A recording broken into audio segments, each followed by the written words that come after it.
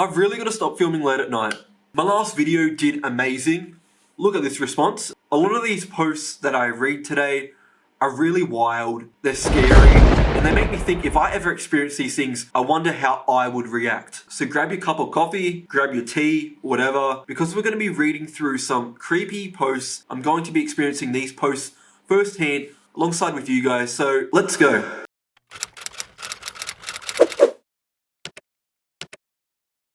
Hey everyone, my name's Ryder Bard. You can call me Kyle. I just realized I ordered waffles and they're nearly here. I told my girlfriend that I was getting waffles and she's like, without me, crying face. Yes. So what better place to start than Ask Reddit? This is actually one of the most top rated posts all on Ask Reddit. And Ask Reddit is massive. I'm excited. I hope you guys are excited. Cue the music. What is something scary that has happened to you that you cannot explain rationally? So I just want to say, obviously these posts haven't been confirmed to be real. Let's pretend they're real just to keep the scariness factor regarding this video. But let's begin. I was home alone for a weekend a few years ago while I was still in high school. After school one day, I was driving home, and when I passed in front of my house, I thought I saw some old lady in white clothes in my sister's room looking through the window. I thought it was stupid. So you see an old lady in your sister's room and you think it's stupid. So I went in the room to check out what it actually was, but I couldn't find anything. I pretty much forgot about it until later that night. I got a call from a very panicked and scared neighbor saying there was some old lady pacing back and forth in my sister's room. I still have no idea what it was and I've never seen anything like it since. You either need to call the police or call a priest, maybe both. What the fuck? They see an old lady pacing in their sister's room, and first of all they say it's stupid, and second of all they go investigate, and third of all, they forget about it. I live in a condominium, and we own 2 apartments on the 7th and 8th floor. The only way to move in between them is to step out of the apartment, take the elevator or the staircase and enter the other one. One night, we ran out of ice cream upstairs, what a shame, and my mum told me to go get some from the downstairs freezer, so I took the keys to the 7th floor's apartment, and since it was dinner time, no one was there. I walked into the pitch dark and realized that someone was sitting on the sofa. Whoa. So I flipped the switch to see my dad just sitting there. Low-key, that would be me as a dad. You get some peace and quiet after the kids have gone to bed. Just think that. Your kids have gone to bed, you're chilling on the couch in the pitch black, and then your kid comes down and disrupts you. Lack of manners. It was kind of weird, but I just went to get the ice cream and asked if he had a key to lock up. No answer. I shrugged and thought, well, if he came in and locked the door behind him, he must have one. It's gonna be a ghost. Went back upstairs and my dad was sitting there eating dinner. I freaked out and asked how the heck did he get up here so fast, and everyone told me that he's been here all the time. Told them it wasn't possible because I just saw him downstairs, but no one believed me. Now I never go down there alone. Yeah, nor would I. Give me 1 second. Look what I got. I absolutely love waffles. I know that's probably not a good thing to say because it makes you seem fat, but I love waffles. Let's keep going with these stories and then I will eat my waffles. This looks like a good one. When I was 6 years old, I had a cat named Buster. That is actually a really cute name. Buster was actually my stepdad's cat, but because I had never had a cat before, I claimed him as my own. Suffice to say, Buster didn't like being hugged and coddled all the time by a little child, so he hated me. He avoided me at all costs. He was also an outdoor cat, so he would often spend most days outside and then come in for the night. One night, Buster didn't come back in the house. We usually fed him at night, so I was worried. Our area was also well known for an abundance of coyotes. My parents were being a bit hush-hush about Buster's disappearance, but I didn't get the hint.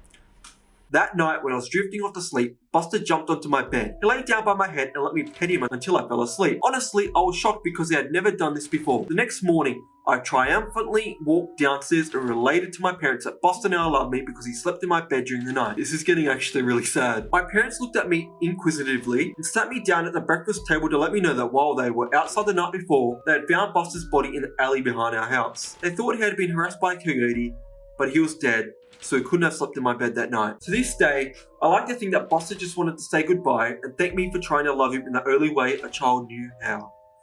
This is really, really sad. My family owns a decent sized horse boarding facility, and when we first had it going, we used to do bed check as a family.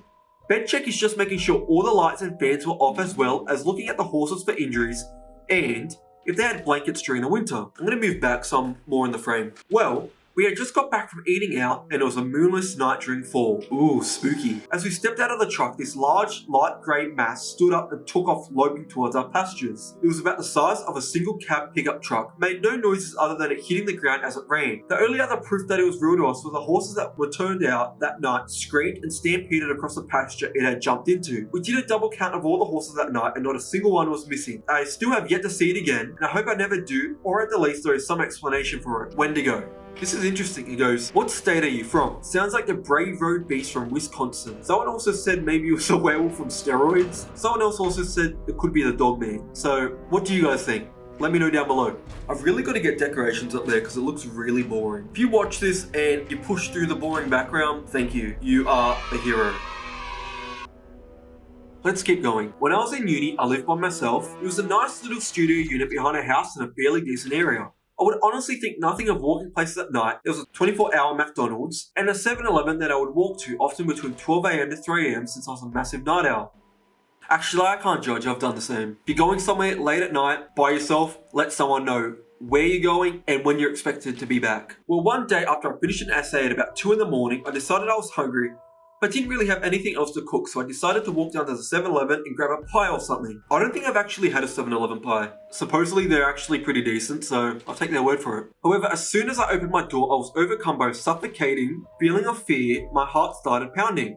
I started shaking. The works. Telling myself that this was ridiculous, I walked out to the street with the intent to still go, but that was as far as I got. I was terrified for no reason that I could understand, but no less intensely despite that. I ran back inside and ate dry cereal. Later the next day, I heard about a group of drunk guys that were causing havoc down near the intersection at the 7-Eleven. They'd beaten up someone from my uni. Even though I can't explain it, I'm convinced something bad would have happened to me that night if I'd ignored that feeling and gone anyway.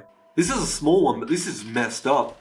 I dreamt I was being choked and woke up to find my own hands around my throat. The freaky thing is, that is totally a possibility. Like when you're sleeping and you imagine you're on a roller coaster or you're falling and you wake up and you feel like you're falling. I feel like this is totally something that could happen and that's terrifying. There's so many stories there, I'm just trying to pick out which ones work the best. Here we go. Pretty sure I lived in a haunted house for a while. Strange things. That's a great start. For one, I always felt like I was being watched in my room, and if I had the door open to the hallway, I would swear I'd see someone walk by out of the corner of my eye. We had 2 cats, and sometimes they'd be in my room sleeping, and then all of a sudden they would sit bolt up and stare at the door. Nothing I did could move them for a long time. This happened often. One day in my bathroom, the shelf that had my sister's beauty stuff randomly lost hold of all the items. The thing was, the shelf wasn't loose or hanging, and all the stuff had to bounce out of a 2-inch high lip into the sink. I don't know what that is, but okay. One time in the middle of the night, my sister's 100-year-old dresser she got as a kid from my grandma just fell over. This thing weighed a ton and it was built like a tank. Sister said she heard the sound of someone pushing. What's the sound of someone pushing? Grunting? Mum and sister used to yell at me for sneaking around the house. Early I wasn't home or I was in my room. They said they saw a man in shadows that was about my height. One day we also ran into the old owner and my mum casually asked the lady if she had ever experienced anything in the house. The lady started crying and said no one believed her, but yes, she experienced a lot of stuff. I moved out around that time. I do not miss that place. No shit, you don't. That is terrifying. I'm gonna leave it there today. First of all, because I'm really hungry and I want to eat my waffles. Second of all, it's getting late. And third of all, I don't want to bore you guys. And I want to make more series regarding this topic. So count this as part 1 of Scary Stories on Reddit. My name's Ryder Bard. You can call me Kyle. Peace. Hey everyone, my name's Ryder Bard. Hey everyone, I was like...